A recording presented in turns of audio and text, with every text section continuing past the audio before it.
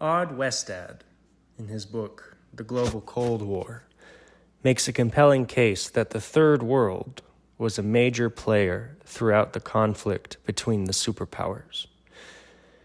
Very often in retelling the saga of the Cold War, the emphasis is placed upon the struggles in Europe, mutually assured destruction, and the moments when the Cold War became hot.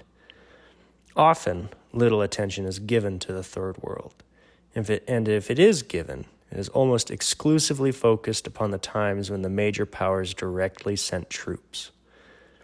Westad takes great lengths in demonstrating that there was more at play than just the troop deployments in Korea, Vietnam, or Afghanistan. Westad goes further and demonstrates quite clearly that the Third World was the field upon which the global game of Go was played. Not only did the game hinge upon the Third World, but the game itself shaped the Third World for decades to come. Even the term Third World comes from the contentions of this contest. Westad's work is extremely comprehensive in setting the stage. Westad goes in depth in discussing the ideological motivations of all the players. The United States, the Empire of Liberty, the paladin of liberalism who saw itself as the inheritor of a great liberationist vision.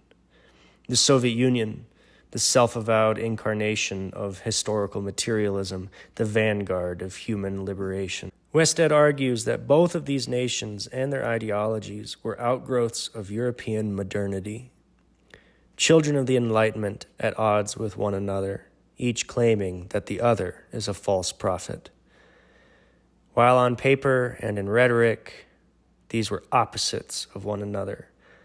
In many ways, they were mirrors of each other, two sides of the same rationalist coin. Each, in pursuing their liberationist ideology, sought to impose their vision of right upon the rest of the world. In this regard, as Westad notes, the Cold War could be considered as a continuation of the European imperialist moment of the 19th century. At the ebb of the European empires, the justifications for said empires was one of humanitarian enlightenment, bringing science, medicine, education, and the Gospels to the backward people of Africa and the Orient. In a similar way, the Soviet communists and the American liberals were trying to save the world. Yet, in so doing, they brought the world to the brink of destruction multiple times and left many of the Third World nations in shambles. Besides this, the superpowers often contradicted their stated ideals and merely utilized these nations for their own national security interests. This is where many treatments of the Cold War end the discussion, only focusing on the motives of the two players. Yet, as Westad notes well, there were more than two seats at the table. Many of the Third World nations seeking, fighting for, and gaining independence from their old colonial masters often had their own goals that too often have been ignored. These goals and motives were multifaceted and varied from nation to nation and situation to situation. One of the clearest expressions of Third World interest was the Bandung Conference and the non-aligned movement.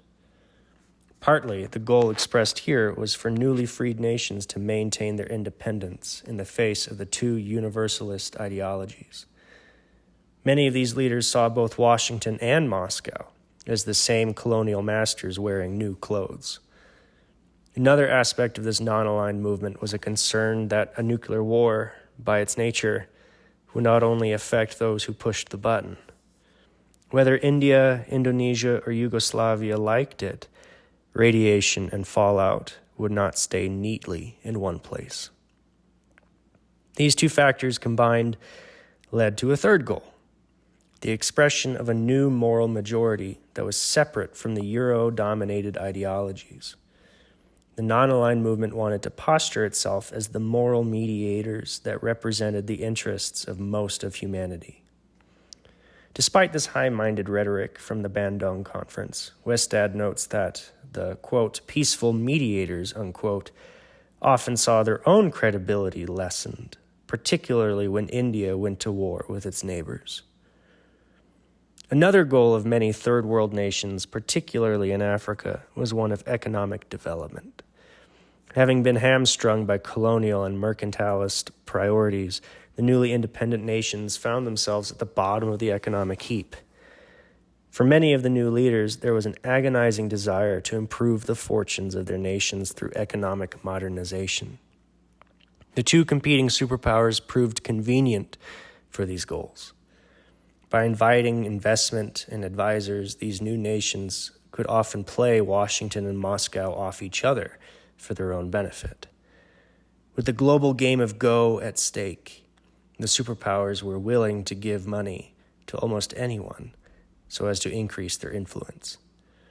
One thing that is troubling, though, is that very often this aid came in the form of weapons. Many of these new regimes were often precarious and formed based on ethnic enclaves. As such, there was an incentive for the new leaders to maintain their power however they could. There is a reason why the AK-47 is the most commonly used rifle in the world. Both of these elements came to play in the example of Ethiopia. Humorously, at a given point, Ethiopia was receiving economic and military aid from both the United States and the Soviet Union. China represents a rather unique case study, as both a communist regime but also a third world nation focused on exercising its independence. Westad devotes considerable time to discussing the Sino-Soviet split and its ramifications. In many ways, the competition between the Soviet Union and the People's Republic of China for the crown of global communist hegemon itself developed into a Cold War. While the two communist nations almost came to direct conflict, even nuclear conflagration, the two opted to use the third world as the field for competition, often using smaller nations against each other in the same way that the US and USSR did. This secondary game of Go also had impacts on the larger game. The United States exploited the breach of solidarity for their own benefit, with Nixon's diplomatic visits to Beijing, an attempt to turn the communist flank. The global Cold War was just that, global. It did not leave marks on just the primary contestants. The superpowers contest left indelible impacts on the nations they used as game pieces. From the failures of central planning in Ethiopia and Somalia, to the African liberation struggles in South Africa, to the devastation of Korea, Afghanistan, and Vietnam, these actions have had long-term consequences. Westad argues that the Third World is the way it is today as a direct consequence of the Cold War. Furthermore, it should be noted, influence is a two-way street. Third World interventions also directly impacted the superpowers as well. Vietnamese resistance arguably brought down the Johnson administration and caused a deep soul-searching for many Americans. The Soviet stumbles in Africa and its devastation of Afghanistan arguably set the stage for the Soviet Union's collapse. The global game left no one unscathed. Westad's treatment is masterful and comprehensive. Any person interested in this time period ought to read this book, ideally cover to cover. While Westad is shedding light on new avenues, his analysis is often very commonsensical. Westad often iterated and substantiated thoughts that I myself have had on the topic. If any critique were to be offered, it could be that Westad does not give mutually assured destruction its just due. There's only one mention of nuclear deterrence in the entire tome. It could be argued that fears of nuclear war also motivated many third world leaders. The fact that a war between the superpowers would not stay isolated to the combatants would have given many neutral nations pause. Further, the realities of MAD arguably gave rise to the global interventions that Westad discusses. The United States and the Soviet Union could not play chess.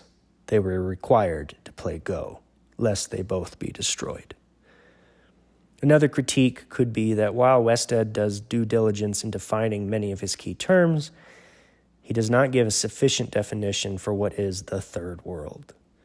Sometimes he uses the term to refer to the non-aligned movement. Sometimes he uses it to refer to communist China and its fellow travelers. Sometimes it refers to nations that were recently decolonized.